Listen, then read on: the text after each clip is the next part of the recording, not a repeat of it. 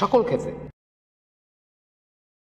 যেমন ধরেন দাঁড়ায় পানি খেলে কি হয়, পানিটা সোজা গিয়া আপনার স্টমাকে বা এসোফেগাসের নিচে এক জায়গায় হিট করে, যে জায়গাটা ফুটা হয়ে যেতে পারে যদি দীর্ঘদিন আপনি দাঁড়ায় পানি খান, দাঁড়িয়ে পানি খান, দাঁড়িয়ে পানি।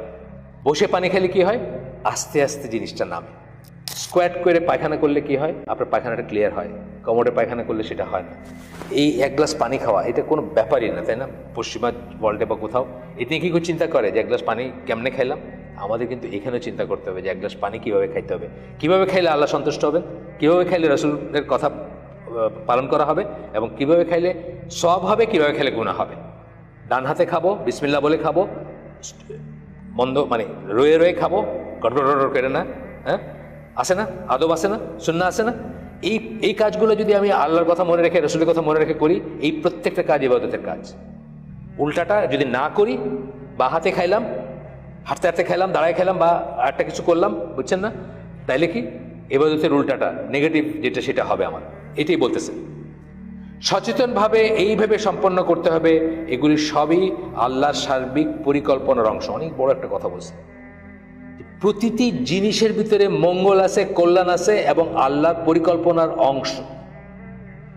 যেমন ধরেন দাঁড়ায় পানি খেলে কি হয়, পানিটা সোজা গিয়া আপনার স্টমাকে বা এসোফেগাসের নিচে এক জায়গায় হিট করে, যে জায়গাটা ফুটা হয়ে যেতে পারে যদি দীর্ঘদিন আপনি দাঁড়ায় পানি খান, দাঁড়িয়ে পানি খান, দাঁড়িয়ে পানি।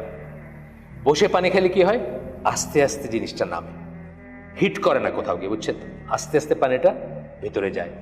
এইভাবে দেখবেন আপনি বসে পেশাব করলে কি হয়, ইউরিনারি ট্র্যাক্টটা এমনভাবে আল্লাহ ডিজাইন করছেন, স্কোয়াট করে পায়খানা করলে কি হয়, আপনার পায়খানাটা ক্লিয়ার হয়। কোমরে পায়খানা করলে সেটা হয় না। মানে এইভাবে দেখবেন যে সুন্নায় যা কিছু বলা হয়েছে, প্রত্যেকটা জিনিস একটা বড় ডিজাইনের অংশ, যে এই জীবন ব্যবস্থা আমি তোমাদেরকে দিলাম। আল্লাহ বলতেছেন যে এটা হলো সিরাতুল মুস্তাকিম, এটার উপর থাকবা। সূরা আল আনামের 153 নম্বর আয়াত সম্ভবত, সিরাতুল মুস্তাকিম এর উপর থাকবা, এটা আমার পথ, যদি অন্য কোনো পথে যাও তাহলে বিচ্যুত হয়ে যাওয়া। বা এই সামারিটা বললাম আমি। তাই সচেতনভাবে সম্পন্ন করতে হবে। এই মানে কি, এগুলি সবই আল্লাহর সার্বিক পরিকল্পনার অংশ, মানে আল্লাহর ডিজাইন। এইটা করলে জীবন বেস্ট চলবে, এটা করলে আখিরাত এবং দুনিয়া এবং আখিরাতের বেস্ট কল্যাণ, সবচেয়ে ভালো জীবন চলবে। আচ্ছা, তা মানে ইসলাম আমাদের শিক্ষা দেয় যে প্রথমত মানব জীবনের বহুমাত্রিক কর্মকাণ্ডের সকল ক্ষেত্রে স্থায়ী ইবাদতই হচ্ছে জীবনের সত্যিকার অর্থ বা উদ্দেশ্য। সকল ক্ষেত্রে